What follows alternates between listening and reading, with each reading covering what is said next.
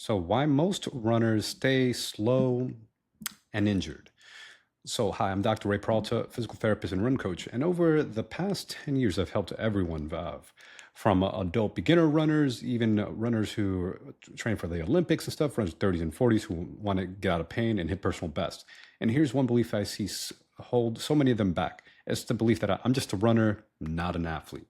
See, if that's you, if you run consistently but still struggle with pain, injuries, or plateaus, like maybe you're failing to improve or get faster, I want you to lean in because today I'm going to help you overcome this invisible barrier that's keeping you from becoming your fastest, strongest, and healthiest self.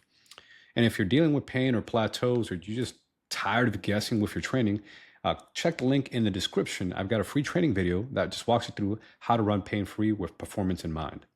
So let's get real for a second. Nearly 80% of runners get hurt every year. The usual typical reasons we hear, right? It's too much, too soon, too fast, right? They just started this training plan that they weren't ready for. But what if the real issue isn't just the mileage, right? Running the high mileage. It's the fact that you're not moving or behaving like an athlete. Here's what most runners don't realize. Running alone doesn't make you athletic.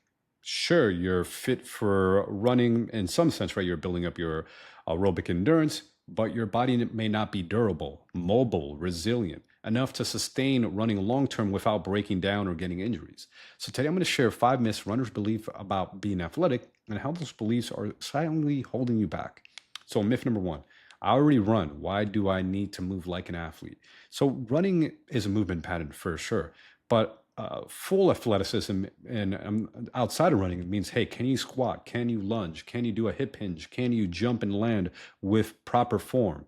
See, most adult runners can't even do a deep squat without their knees collapsing, their body tipping forward, about to lose your balance, ankles collapsing inwards, ankle instability. I've worked with runners who are on the verge of surgery, and all we did was fix basic movement patterns like their squatting or the ability to do a proper lunge. One former client I worked with, who I ran into recently, who I worked with 4 years ago, told me she was able to avoid knee surgery all by learning how to move properly, move like an athlete. Started with we were working on just proper getting up and out of a chair, which essentially I'll call a box squat or squatting pattern. And that's it, right? So movement quality compounds over time, good or bad. If you run with imbalances, sure, you might be able to get away with it while you're younger, right? You're like, oh, I'm running with improper form, but it stacks up, right? Especially as you get older. And remember this saying: form follows function, right? The body adapts to what it repeatedly does, even if that's couch sitting. So if you sit all day for work, you're sitting at a desk, you're sitting on a couch. If you sit all day, now your body's adapted for sitting. And then when you get up to run, you're going to have like really tight hip flexors. Maybe your ankle's going to be stiff. And then, sure, you're able to run for a few runs, but eventually it starts compounding because you're going to be running on imbalances, like really tight areas. And then that becomes a full blown injury. And then you have to take months off. And you have this boom bust cycle of getting hurt, taking time off, thinking that you just had to take time off, then go back to run, and then getting hurt again. And it's really just because you're trying to run and move with imbalances in your body. You're not moving like an athlete. And it's also what happens outside of sports too, right? Are you sitting up with good posture, walking with good form, walking with good posture? So again, form follows function. How you do one thing is how you do everything, right? So if you're like slouching while you're at your desk, right, sitting and whatnot, and then you're slouching while you run, right, that posture carried over. Right, so working on those things makes a big difference. Myth number two: I eat healthy enough. What do you mean? I don't have to eat like an athlete, right? I have a busy life. See, a lot of people underestimate how much their nutrition impacts their performance, inflammation, and long-term health. Hell, you might even look lean. You might be in a quote unquote healthy body weight, but you may still have high cholesterol, high blood sugar, or even chronic inflammation. There's actually people who are relatively thin. It's called lean diabetes. You could be a type 2 diabetic with high blood sugar and stuff and be technically lean because, again, what you're eating can actually cause health issues internally. Again, you don't always see it externally. So yes, it could lead to being overweight, but you can also be lean and have health issues. And I personally live this up. I'm someone who's kind of naturally lean, but I was eating like trash, eating a bunch of junk food. And then I started having chest pain, high blood pressure, high cholesterol, right? And I got tested. And then all I had made to do was switch my diet. Instead of eating a bunch of junk food, pizza, cheeseburgers, having more fruits and vegetables, more salads, cutting out the junk food. I got my numbers back in check. So yeah, can you run and eat fast food? Sure, but don't be shocked when you hit a wall and your body starts to break down. It's going to catch up to you because I know people shout back, but I see so and so athlete eating a bunch of pizza or whatever, or junk food on their runs.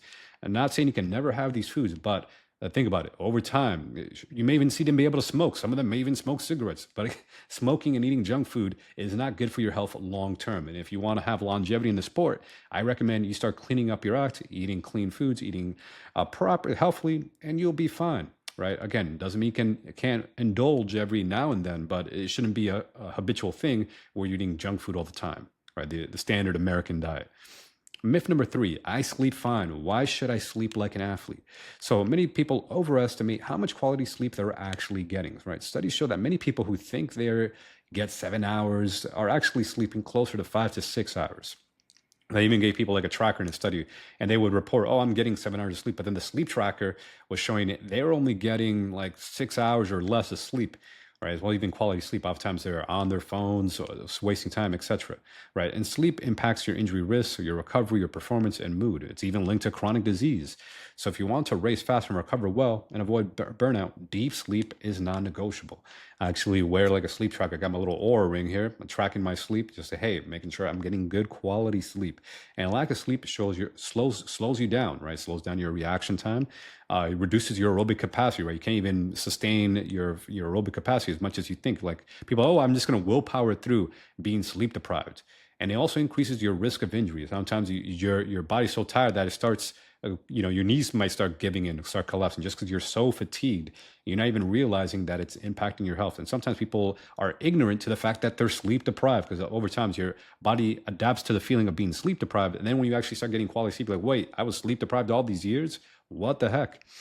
Right. And it makes a big difference when I'm working with people who are dealing, maybe they're beginning runners or trying to improve their performance or dealing with like chronic issues. Tell them, hey, can we clean up your sleep? And oftentimes they start performing better just by having proper sleep, good quality sleep.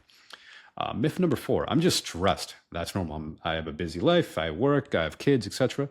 Modern life is stressful, but chronic stress doesn't have to be your baseline. See, stress doesn't just make you tired. It literally rewires your brain and body, raising inflammation, damaging blood vessels, and even increasing your risk of like heart disease and other types of disease and cancer. It also makes injuries more likely and pain more persistent. Athletes who learn how to regulate their stress perform better under pressure, right? It makes sense. That cool, calm, collected athlete, right? That high performer athlete is one who knows how to manage their stress properly. And oftentimes when I'm working with my clients, I had a client recently who was dealing with chronic low back pain, who was not improving, right? Doing the typical physical therapy things until we addressed her breathing and nervous system regulation, right? Can she calm her body down? We started having her do mindfulness practices, meditation, visualization. And once she could actually release, she was able to get rid of the exercises were then started to take effect, help her get rid of the back pain. And then she was able to pursue like a run walk program for her general fitness. Myth number five, I already breathe fine. Right, so people are like, what do you mean I have to breathe like an athlete? So most runners, a lot of beginners have inefficient breathing patterns, right? Either mouth breathing, chest breathing, shallow breathing, and they have poor tolerance to carbon dioxide buildup.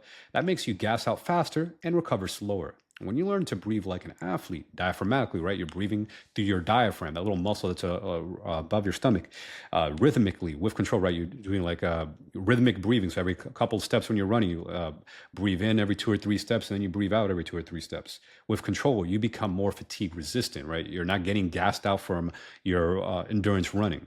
So I oftentimes teach my runners breathing exercises, right? For example, like box breathing or breath holds and cadence work, right?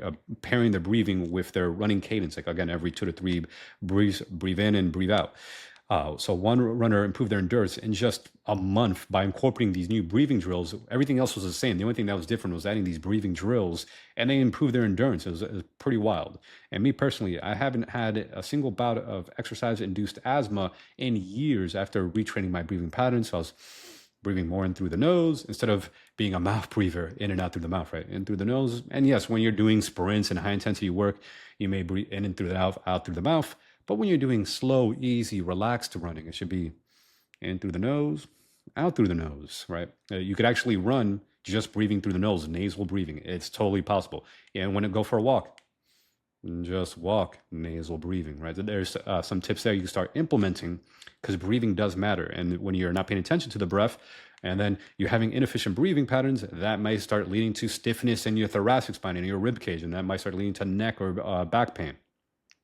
So all these systems are interconnected. So when you start behaving and moving like an athlete, breathing like an athlete, eating, sleeping, all these things, it's going to give you optimal performance, helps you decrease your injury risk. You're not part of that statistic of runners who keep getting hurt each year. And if you're ready to stop just running and start becoming pain-free, a high performer runner, check out the link in the description. I'll walk you through my process of how I help runners become athletes. So train smarter, move better, and run pain-free. So subscribe for more coaching from a physical therapist and run coach who not only just runs, but lives and moves and coaching on this athletic runner method.